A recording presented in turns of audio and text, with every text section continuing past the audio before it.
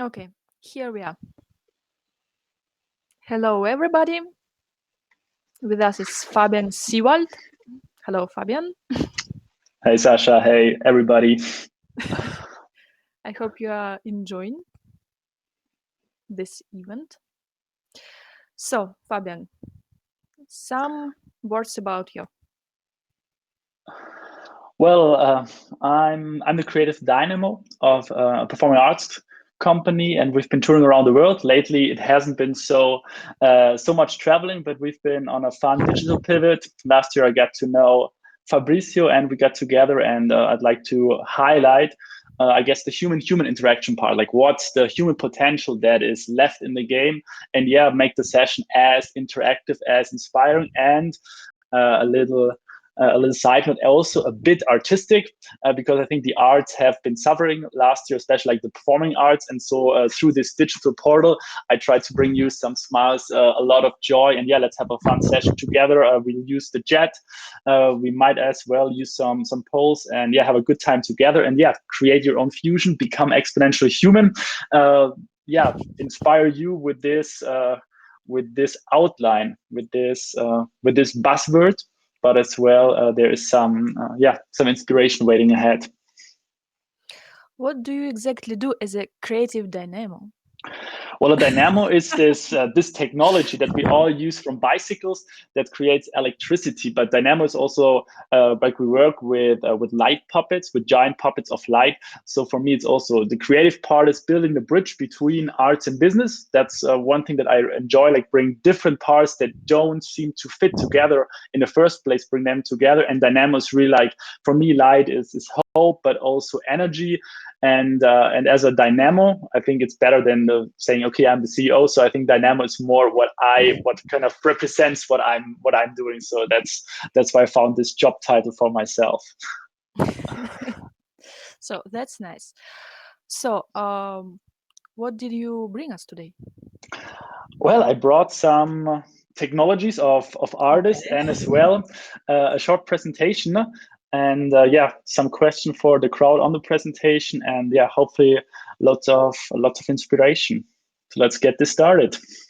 Let's go.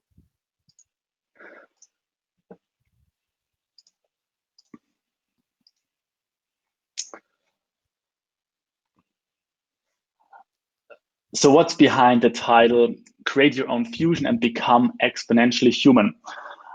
Well, let's start with a little quiz, I guess, because we all have to be creative, and that's like one creative problem solving. Actually, if you got it, you can write in the chat. The task would be the following: can you connect these 9 dots with just 4 straight lines? Anyone who got it, just put a thumb up as an emoji, and let me know. And I will also give it a try. How would this be possible? So let's see with the pointer. I got the pen. So 4 lines. 1, 2, 3, 4. No, one is missing. Let's give it another try. Anybody got it already? Maybe like a little hint for you. Yeah, I think that could be it, like thinking outside the box. I think that's also something that we had to learn last year, especially, but also for creative thinking, we have to think outside the box. So if we start here and we don't see the dots at limiting points, but also just as a reference point, we go there, and then from there, 2, 3, very artistic, 4. So yeah, thinking outside the box is one skill that we all need in these exponential times, but also connecting the dots. How to connect the dots? Well, first of all, for me, like today, we gain a lot of knowledge about certain points, but then actually, if we connect them, the ability to really connect them and see something like how can we actually combine, for example, AI and AR, that's where it becomes, or when we get into an experience. But from there on, we also need creative problem solving, as you also just did. And the last part of it is if we just don't use this creative power for ourselves, but if we also connect it with others. And I think like Unlimited Realities also brings together over 500 participants, but great speakers. And that's what I love about this platform. It's really about connecting people, and then it becomes wisdom. And I think that's where we all want to go. And the thing, and like connecting the dots, it's also something that I've been trying to do, but also another great mind has been doing. And he said the following. It was Steve Jobs on his famous inauguration keynote or closing at Stanford University. He said, you can only connect the dots looking backwards. What I'm challenging right now, Mr. Steve Jobs, in a little artistic performance would be, what do we have to do actually? So like he said, you can only connect the dots looking backwards. I think in order to stay in this exponential game, we have to connect the dots in new ways and have to connect these dots looking fast forward. And what I feel, what we then always learn is like 1 + 1 equals actually more than 2, it's 3. And so like we get into this space where it's not just a jump from 0 to 1, but we are a bit rather in this quantum space where we don't know exactly what is it, but it's really in motion, and it's also like more complex. But I really invite you to embrace this complexity. So a little artistic intervention from my side. And we're heading back in the presentation, and continuing to connect the dots. So we learned how that connecting the dots and also connecting with crowds. Then we get into the wisdom space. And sometimes I feel there's a lot of wisdom just at night, looking into the night sky, especially like in these lockdown times. If you're on the balcony or in your garden, enjoy the sky, enjoy this wisdom. And when do you feel are you connecting the dots? Maybe put this in the chat. When have you been connecting the dots lately? But I really think that's a major change-making skill that we all need. And connecting these dots fast forward. And beyond connecting the dots, I try to connect actually like the dots between art and business. And art and business also, it's two areas that are actually pretty far ahead. Like business is always running faster, higher, quicker. And the arts, they look for new ways to inspire, new ways to get people in touch. And then I think like if we connect dots that seem far away, it actually becomes a bridge. And the bridge that I'm talking about is not like a physical bridge, it's rather like a metaphorical bridge. And I mean, in between, there is this power of the synergy. So that's what I'm inviting you. If you connect the dots, don't be afraid that there might be some friction in between. The power of synergies is really where this is heading. And after my A-levels, after my high school, I got the chance to work in Mexico in a social circus project. I was teaching them circus and kind of like movement arts, but not to make them the next circus artist, but rather to build self-esteem. After this 1 year experience as a social worker in Mexico, I was studying international business, working for IBM. So one of my clown friends at this time was then asking, Fabi, how are you doing this balancing act between arts and business? But I feel actually this is really what created for me like a life work, not just integration, actually like a life work flow. Because I think if you connect these dots, if we build these bridges of things that seem far ahead, it can be so much more fun. We can find our own space there. So after or in between this juggling balancing act, I found a new place where I'm still where I've been over the last 10 years, and it's called Dundu. Anybody knows Dundu? Give me like a little emoji. No, sorry. Not yet. Yeah, not yet. Not yet. Yes, I know it. That's great. So Dundu literally means do and do. It's a German acronym, and it's our vivid philosophy, but also the name of these gigantic puppets. So these puppets are 5 meters tall. They are lit from the inside, but I think for me the most important, but also the special part of it is like analog art. So it's 5 persons together with the music diving into this character, breathing together and bringing them to life. And we've been with these puppets all over the globe, from Dubai to China to Los Angeles, and really like spreading light and love without any words. So it's really like a deep human connection and like human interaction, both on the puppets but also in interaction with the audience. I will show you a little movie just like to get a small feeling of what we're all missing. Any chance to see this Dundu in Frankfurt?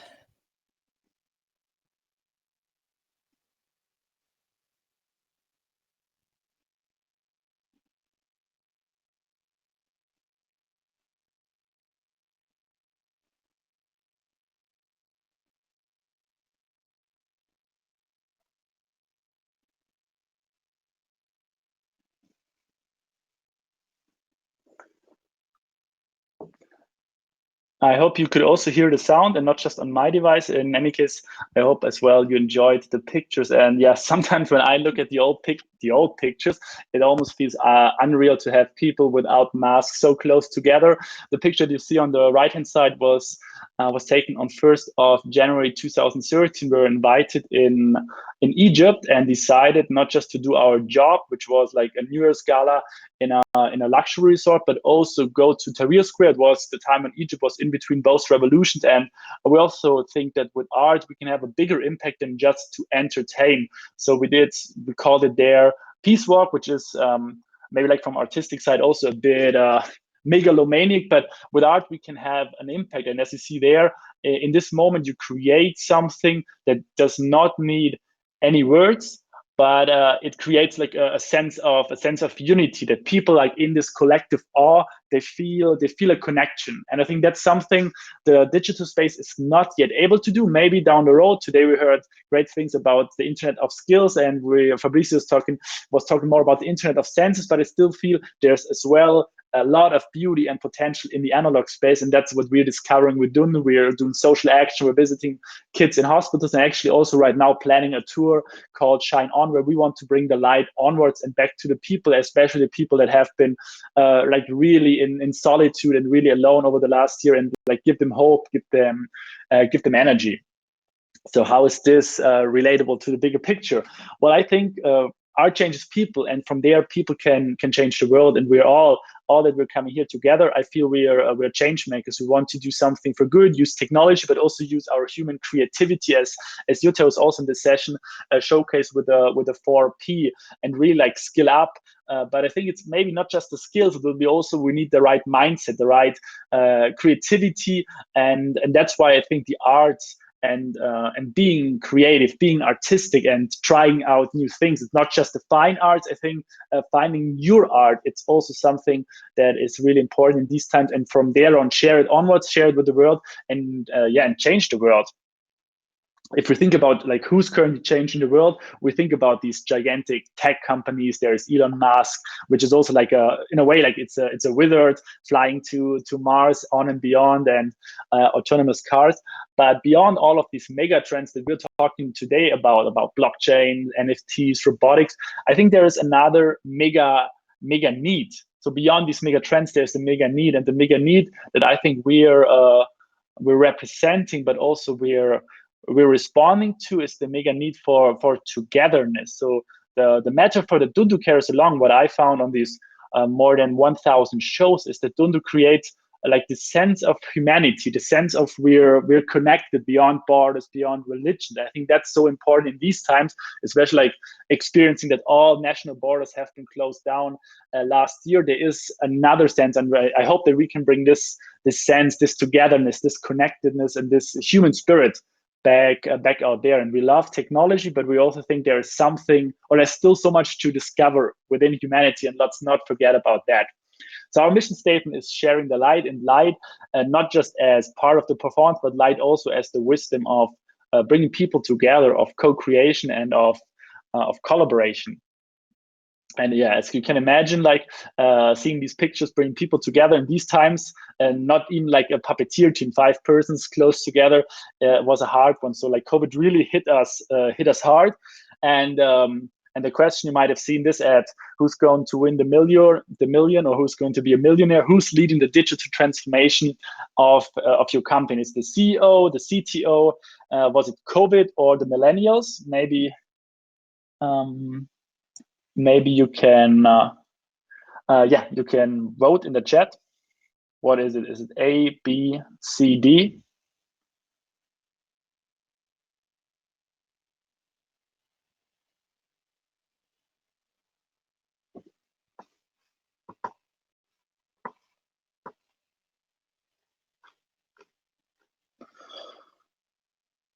Yeah, you're totally right. So most of them are saying C. So let's put C in the system. And yeah, unfortunately, it's the right answer. So like COVID was really creating a lot of digital transformation. So we also, I would say, we tried a digital pivot. We did like car shows. We did also like a fun one was in collaboration with Daybreak. We created something, but as the video is not working, you won't see it. I think Peter is writing this one, but maybe at a later point. So we did like digital Zoom parties, and Dunde was also like spacing around with virtual backgrounds. So like we played a lot, but yeah, definitely we're missing this this analog space.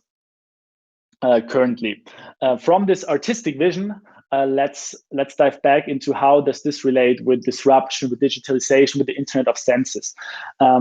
As we're in the context of Singularity University, you might know the model of the 6Ds of Peter Diamandis. So everything or anything that might get digitized or could be digitized will be digitized. And then we always have to go through this deceptive phase when we still think, will there be a need of more than 2 computers, or we won't need any more than 10 cars, which was like some of these thoughts back in the 20th century.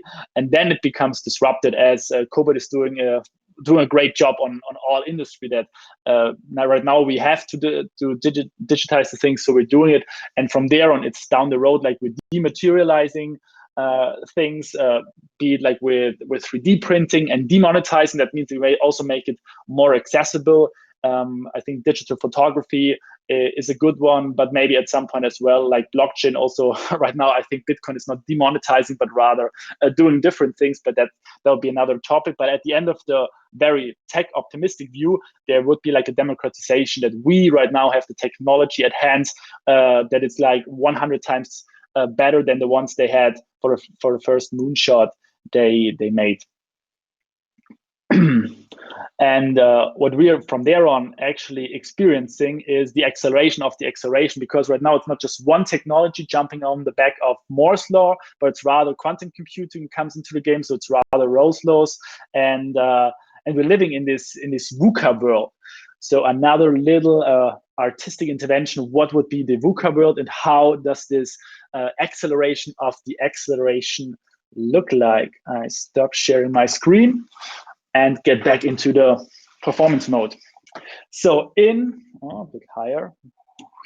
There we go. So what we have to learn right now in the VUCA world with this acceleration, that we as human beings, we have to evolve in new ways. Should be able to see this. So evolve in new ways. And what does VUCA actually mean? So VUCA describes the volatility. So we can't really predict where things go. And there's a lot of uncertainty in the game, and it's getting more and more complex. Whoa. Last but not least, there's a huge ambiguity. That means like we look at the things, but we have to look at the things from multiple perspectives. And from there on, the most important thing is from there on, don't be afraid. Try to be at the right time, at the right place, and grab the momentum.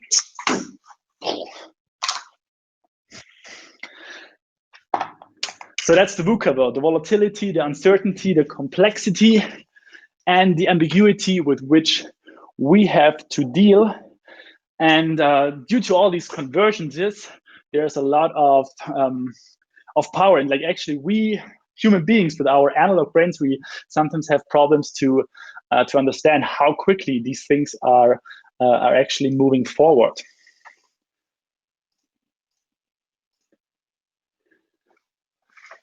So what do we do, and how does this relate like to, let's say, like the humanity versus technology? Where is this all leading? Well, if you look at the interrelation with a future perspective, how humanity and technology will come together, will evolve, will develop, we can make a little graph. And I think you would agree that the development of humanity is rather a linear one. Like we learn a bit from generation to generation, but in the best case, it's like slowly increasing, or there's a bit of a slope. But well, we talk about exponential everything. So technology, very nice strong graph actually. Technology is grown exponentially, and talking about like this acceleration of the acceleration, it's actually even quicker than we imagine. So how can we keep pace with technology, with our just limited IQ, brain, mindset, whatever? What do you think? What do we have to do to also become exponentially human? Maybe what would be the next step? What would be needed? Any thoughts on that? So how can we, in a way, how can we close this gap, which is growing bigger and bigger? Yeah, I must remind that our attendees can chat, can send us messages, or if you want to speak personally with Fabian, you can raise your hand, and I will teleport you on the stage if you want to discuss or to share your ideas.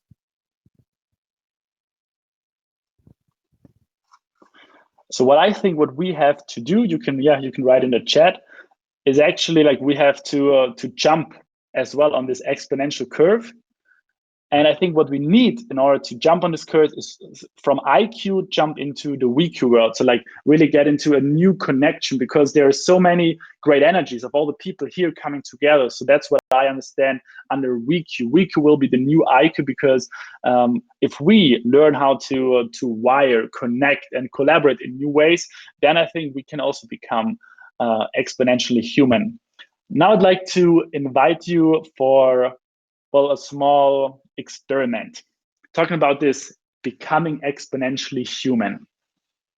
Well, close your eyes for a second and think about this moment when you feel your best, when you feel a deep connection with the universe, when you breathe and you really like connected with your body, when you perform at your best, when your inspiration and your creativity just flows, when you solve problems in new ways, when you feel hyper productive, when you're really immersed into what you're doing.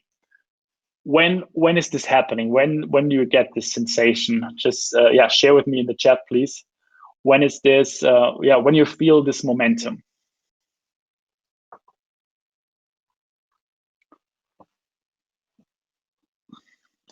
So Pedro, when he's traveling, it has been hard last year, but maybe like with Internet of Senses, you could be traveling. Anybody else? Like when do you feel exponentially human? When do you feel this deep connection, this wide mind?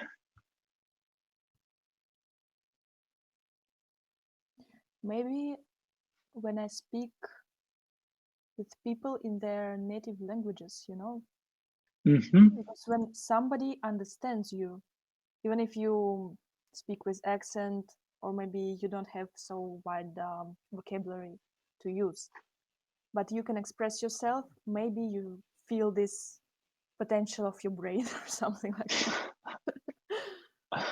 Yeah, I totally agree. So Jonas is saying like when he's in a relaxed mood, so maybe also connected with meditation. You, Sasha, you were mentioning when you feel a deep connection with another person due to like you speak the same language, or like you create a language together. Great points. For me, becoming exponentially human is a state that I would describe, or that I describe as the flow state. That's when I feel a deep connection. Actually, I created a bit of a flow wheel. So these are moments when I feel this deep connection. It's like family moments. It's when I'm juggling, when I'm sharing ideas, when I'm playing, and definitely like Dundu is for me as well a huge flow trigger. Definitely on different levels.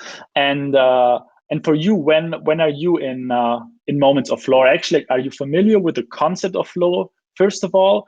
And then if you are, let me know when do you feel the flow? When are you in the zone? Because there are different words as well for it. Some the runners say it's the runner's high for impro, and jazz musicians it's the forever box when you just feel like going and you don't have to think about. Let me know when when are you feeling your best? When are you in the zone?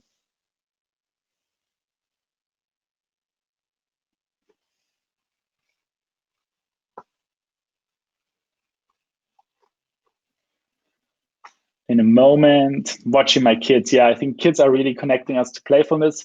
Actually, my kids wanted to join the presentation as well. Elias said he would like to play the piano behind of me when you're doing yoga. So music is great, movement, and everyone is saying like a ride in the mountain in the middle of nowhere. So I think also nature is it's a big flow trigger.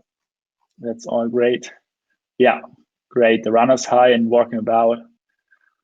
So we all know this state, I guess, and for us, different things bring us into this mode. Like psychologically, it's described as the optimal state of consciousness, a peak state. So it's in between optimal state and peak state when we feel our best and we perform our best. And a lot of you that are also surfers, I think surfing is also like definitely a flow triggering experience. Recently, I came across another definition that might also resonate with you. It says, when your soul is dancing like there's no tomorrow. And I feel I can also relate to this. This one is from Stephen Kotler, one of the greatest, I would say, flow researchers at the moment, who rather puts it like from a psychological perspective. I'm still in the pen mode. Let's go there. And why is flow so important, like for the future of work, but also in contact with technologies? I think on the one hand side, if we are in flow state, we have the slight chance to understand how technology might be convergent. So if we're in flow state, we're a bit hyperhuman, exponentially human, because we see different things. I think like if you're, for example, the one that said he would be mountain bike riding, I think when you're riding a mountain bike in the mountains, you don't have the chance to think about, okay, this could happen, but you are kind of on default mode in a way, and you're doing things automatically because you've been training, you have experience in that. And if we go back to work right now, actually, like for all the employers, I'm convinced that flow will be one of the most important employee engagement metrics for the future. There's been a study by McKinsey and University of Sydney that flow helps you excel your productivity by 500%. That means in the end, it's enough to work on Monday, and then you're as productive as your coworkers if they are not in flow, or like if you're in flow just one day. So these are just very powerful research that is currently undertaken, and as well, like for some people who are programming, if you're in flow and writing the code, and it will be super clean and great code, and you might have needed so much more time. So that's for me why flow will be so important, and we have to understand.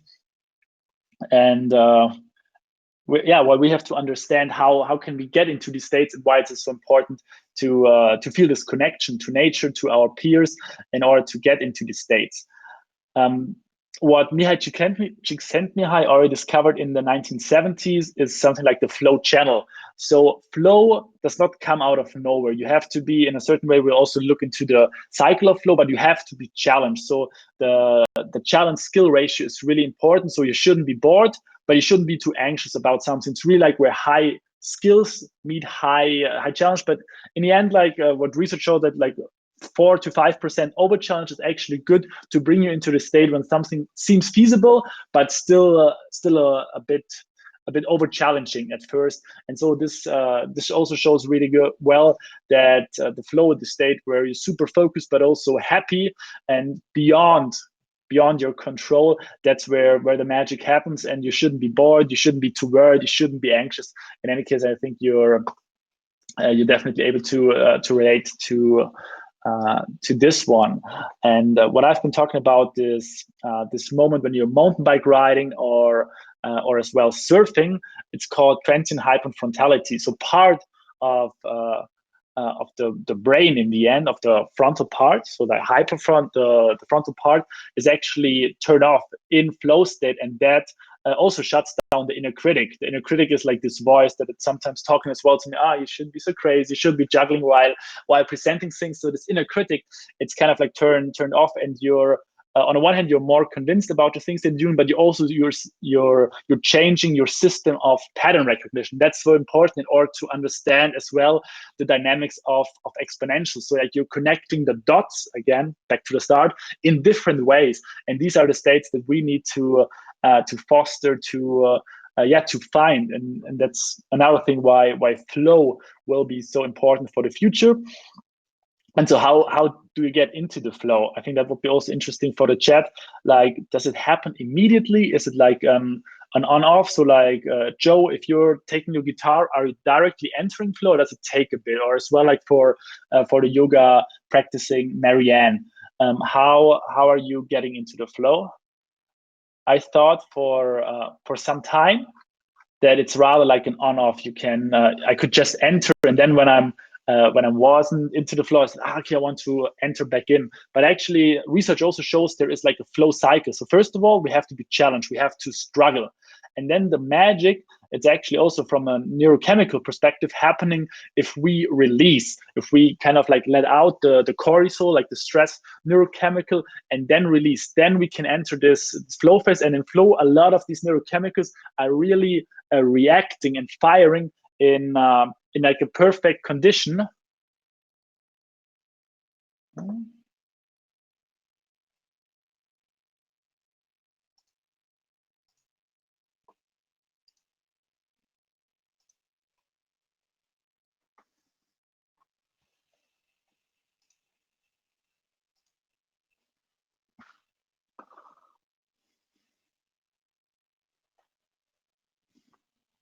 I hope I'm back on. I think my internet connection wasn't in flow just for this moment. Flow is something I don't feel I can control, but maybe I'm just starting. Yeah, I think I can also relate to this one. I think it's important as well to create a consciousness about it, and at some point you might be able to control, but it's definitely as well as practice, not just happening like that. That's why I also put out like this flow wheel that I think what everybody might be able to relate to, like in a learning phase, like for exams and something like that, we are super focused, but then at some point we can't get any more in, and then we have to release, do a different activity. For me, it has been a lot of the times it has been juggling, and then this really helped me a lot to then re-enter it, but then also get things done. But also after flow, we shouldn't kind of go down the rabbit hole all the way, but also think about like a recovery. It could be an active recovery. It should be like watching TV or something like that in order to go like on the next flow wave. So it's really like a wave, and we should rather think about making the intervals smaller and plan them instead of thinking like being all the time in flow, because that would not be very healthy neither. So there are different triggers point. There are like environmental ones. Somebody was saying like being in nature. Then there are psychological ones. These are connected to the risk, and creative ones are as well. Like for creativity, it's the fun one that actually creativity pushes flow, and then flow again pushes creativity. So there's this upward spiral. But the one that I wanted to share right now deeper with you is like the social and group triggers, because we talked about the we cues. So how can we as a team become exponentially human and humane? How can we kind of like co-create all these co-work, collaborate and coexist? Currently, it's also, I guess, a lot of coexistence. How can we excel in this part? And again, a little bit about the neurochemicals. So we see Charlie Chaplin, and what the brain is actually doing when we are in flow. It's mixed the perfect dose of neurochemicals together, and it's a very addictive mixture, and that's why we want to get into flow. So you could say in flow state you get high on your own supply. And funny side fact that a friend of mine, Radha Agrawal, the founder from Daybreaker, found out, it's like that the first letters of these neurochemicals, they give dose. So they dopamine, oxytocin, serotonin, endorphins. So they form actually dose, and it's way better than any drugs, because your body exactly knows what you need. So you should plan your day and also like your work days, having the right dose, getting some dopamine boost. That means dopamine is pushing, like if you set yourself some incentives, be it that you want to achieve something or as well that you get up early. Oxytocin is something that might have been missing a lot in the last year, like touching something, maybe through the digital portal. We could also play with this one. Serotonin is then this neurochemical of euphoria. It comes with good food on the one hand side, but also if you're able to zoom out and see the bigger picture, see a bigger connection and endorphins, you don't just get them when you eat chocolate, but this also helps, but just with a lot of cacao. But as well, if you're smiling, if you're loving with your friends, and if you're working out. So these are just some easy hacks to inspire your neurochemicals and bring you closer to a flow state. It's individual for everyone, but I guess as I read in the chat, there's already a lot of thought-provoking things that you could be doing. How many challenges or struggles do you experience every day? Well, in these times there is a lot. It just should be, you should be able to somehow like control them. You shouldn't be like too overwhelmed by them, because this might go into the wrong direction. If you then become anxious, okay, our company will go down, or I might die, whatever. Like if this one comes too huge, if you can't handle it, then you're going in the wrong direction. So choose it in the right way to have the perfect amount of grit and perseverance as well in the picture. And then like we're human beings, we're not just our brain. Also today, I just learned once more that we have also brain, or the brain is also connected to the gut, but we also have a heart. And the Dalai Lama, in his book, the Book of Joy, but as well in our speech, he said we have to learn to re-educate our hearts. So I also sometimes like to connect this, that it won't be just our mindset that will move us forward, but also we need the right heartbeat to to level up, to go big, but go big and wide together. And artists are actually touching a lot of hearts, but sometimes I feel for the artists, it's that we stay too low. Too low means we just entertain the people. But I feel, as I mentioned in the beginning, art changes people, and people can change the world. So there's a lot more that we could achieve if we really are able to inspire people more deeply, if they learn and develop with us, and then we can really transform them. So for all the artists, I've seen Jonas here, but also I think everyone should be an artist at his craft, be it Marilyn with with the DevTech education. And I've seen a friend of mine who is a VR designer. So there's great things, and become an artist in what you're doing, in what you're good at, what you love. And so let's focus more on like how can we create group flow experiences. When I first got to know Jundu, and we entered the space of let's create something together, let's play together, for me it was obvious that this experience that I had as a puppeteer, being part of something bigger, or in this case something smaller than myself, it's really transforming. It's really something we want to share onwards. And so we conducted a lot of trainings with the Dundu puppets in order to have a scalable approach. Back in 2017, I created puppet thinking. So it's again working on the human creativity, but also interaction. So there are 3 phases of puppet thinking. It's in a way, it's like the mixture of puppetry and design thinking. And what we've been doing is we create puppets from like normal everyday objects and materials. Then we learn how to animate them. And that's like, for me, really a very interesting part. How can you breathe life into something? Because actually we have all these objects around us, and in spirit, so inspire something, give spirit into something. That's where it's actually coming from. So spiritus, I think it also in Latin, it means the soul. So how can we animate something? How can we give soul to something? Because that's what we probably do too much with our devices, and we should also think like how much focus and of our like spirit do we give into different things. So the 3 phases are the co-creative puppet building, then we have the animation part, and last but not least also telling a story, which is online and in all aspects of life, we're storytelling animals. That's where we came from. That's how our history has been transferred over centuries, and that's why it's still working so great. And something I'd like to share with you, we won't do like a whole puppetry workshop right now, but just 3 principles of puppetry. And you can see this very well in these pictures. Breathing, breath. I think last year a lot of people have been out of breath. And there's this counter movement with yoga, with meditation, where we feel we have to connect to our breath. And actually, I think breath, our natural flow of our everyday life. So the puppetry and the Dundu puppets especially, you find a common breath with your peers. And that's really a very profound moment when you breathe together and really give life to something. The second principle is then the focus eye line. As you can see on both pictures, you see what happens, like this aura that is created when people focus on something. And the last principle are the fixed points and the weight. So in order to make the puppet be alive, become alive, we have to shift the weight from one leg to the other. We have to kind of like, make it work and exist under the rules of gravity. At least then our mirror neurons are firing more. And in these workshops, we are teaching like these principles of puppetry, but also the interrelationship. So how does these principles of puppetry interrelate with organizational strengths and intelligence? Well, if you think about, that's again for the chat, what is like an organizational breath, or what's the breath of a team? What do you think? Like if you're thinking about a team you're working with, what is kind of your oxygen? What's keeping you alive?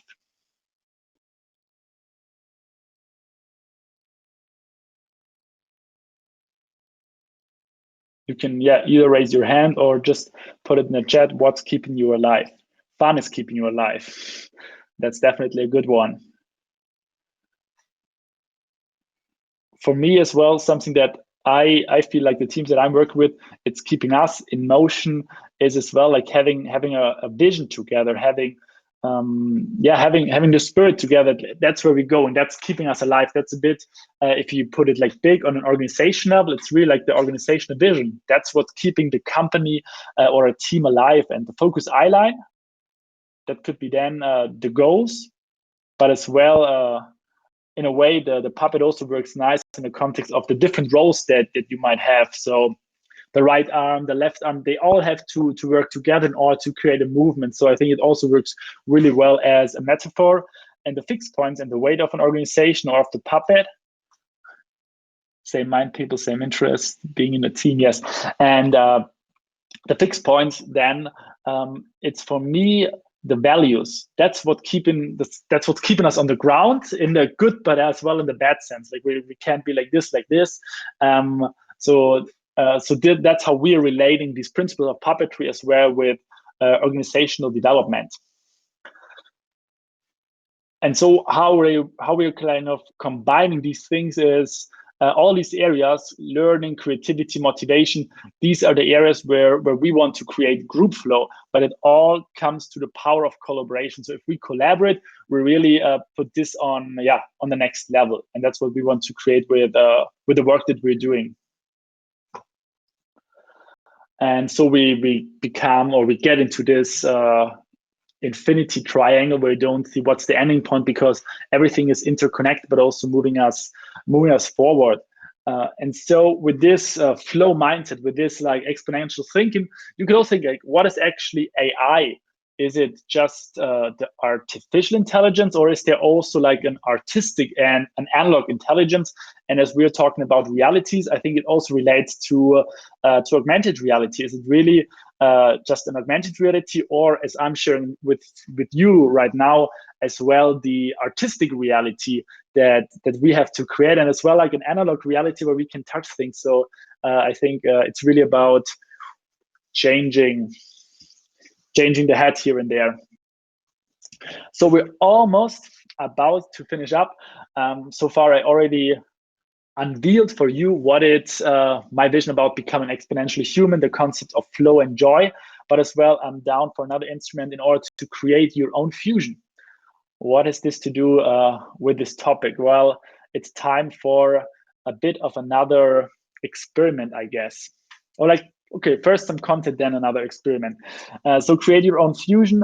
It's also a bit of my life philosophy, because I said connecting the dots and then the overlapping parts. These are normally the most fun parts. And there's this Japanese concept. It's called ikigai, and it says like the overlapping point of the things you love, what the world needs, what you're good at, so what you're passionate about, but also what you get paid for. That's your ikigai. As we discovered already, the senses of the WQ. I also think actually if we think a bit bigger, we could also think about the Wikigai. So for all the people here, what does the world currently need? I think a lot of togetherness, technology that empower us, but as well, what are we good at? What do we love? And what can we get paid for? So I'm inviting you to create this own fusion. Let's create it together and create a Wikigai.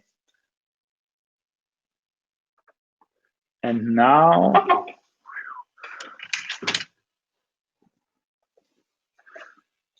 let's really create another fusion.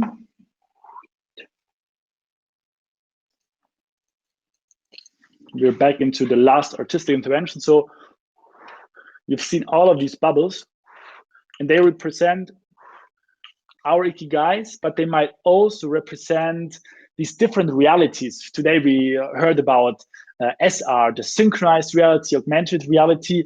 And if we connect all of these, if we connect these realities, if we connecting these bubbles, if we connect our passions, our skills, and then create some momentum together, then unveil moment, then we're able to create our own fusion. And I think that's the point when we feel a deep connection, when we are feeling the flow, but also we are able to connect the dots and we feel embodiment with it. And that's also always a magical moment when we think that things are floating, things are actually like leaping, and we achieve the jump out of the head into our hearts. So the almost last words of wisdom about how can we create our own fusion. That's what I'm inviting you. I think what we covered today, it's the power of convergences, the power of connecting the dots, but at the same time as well, what do we need to become exponentially human, and how can we from there on become exponentially human and create these fusions. So that was also because we're still in lockdown, quarantine, a bit of containment, how to hack these unlimited realities. My name is Fabian Seewert, and I'm excited right now. I think I talked a little bit too much, but that's hopefully it was inspiring. And right now, have you share your questions, get on stage with me, and mingle around the last 15 minutes about becoming exponentially human, what you learned, but also your thoughts on that. And looking forward to this exchange with you right now. Thanks for being around. And thank you, Fabian. Thank you very much. I have a question for you. What are your triggers, actually, in everyday life? Well, currently I'm practicing joy as well. So there are different triggers. For me, definitely movement is a very important one. So I have some kind of like circus connect time, and I'm playing with objects, hearing good music, heard like joy and embodiment music. That's really what's bringing me into the flow. And then also getting together with people, like planning projects, envisioning things. I've worked on a meditation practice, so also like the breath work that we do in group, also do it for myself. So there are different ones. I love acro yoga, so it's a lot of like the circus space and the flow arts that bring me into this mood. But it's also people. It's bringing people together. That's also what triggers me, and also like dreaming big. There's this quote like "Dream big, start small, act now," which also helps me to kind of like zoom in and zoom out. Mm-hmm. So these are some of the triggers that help me. But overall, it's a lot of my triggers are rather movement and community based. There are some people that are more mindful flowers, like Jonas. He said like a relaxed mood, and then he feels this connection. For me, it also works, but it's rather being in nature, playing with some things, hearing good music. what brings me into this moment. Do you feel yourself creative right now? Right now, yeah. Well, I feel pretty alright. Things worked out. It's always like such a presentation, for example, is also a flow through because you don't know who's showing up, you don't know if the technique is working, if the kids are crashing in. So a lot of inspiring but also challenging factors, and if you bring them together, don't forget something and don't put all the soap bubbles over the keyboard, then you're happy and you flow it. Is there any chance to see your Dundu in Frankfurt still? Because I have never seen them. Yeah, that should be possible. Like we've been on IMEX. Let's see when the live events will be coming back. Hopefully in June, July. Did we also have a stop in Frankfurt, or you come to visit us in Stuttgart? It's just a quick train ride. Perfect, thank you. So, well, anybody else from the audience would like to jump on stage, ask a question? Trying to read through these ones.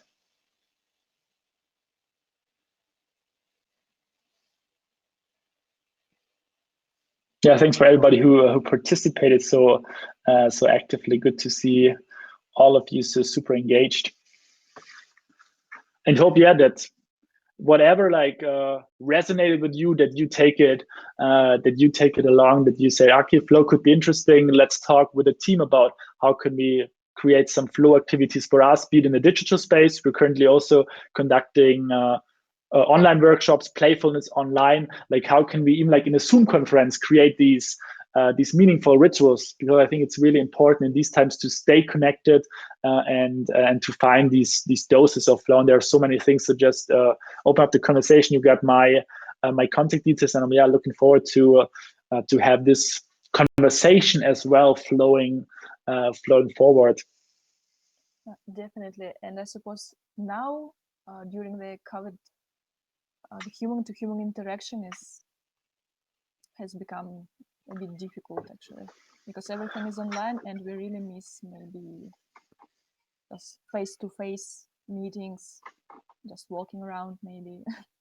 Yeah, totally. I think really when we're all coming back, and right now I think in the US they're starting again with in real life events. I think like in this time family was really important. So like it's also actually a good thing to zoom in, like what's the main core of people that you really bond strongly with, what's your main community that are really important for you. But then I love the serendipity of events that you crash together with people, you create something, things are happening. And the digital spaces are also a lot of fun, but I think somewhere again, like this quantum wisdom, somewhere in between digital and analog, I think there is the new reality, your reality that we can create. I'm excited to co-shape this with you. Thank you very much, Fabian. Unfortunately, we have to end this session because there are next 4 sessions that are coming. So thank you very much, Fabian, and all the attendees. I invite you to go to the lounge to do some networking, to meet Fabian personally and to speak to him almost face to face. Let's say. So cool. I see you there. Thank you, everybody. See you in the lounge. Goodbye. Bye.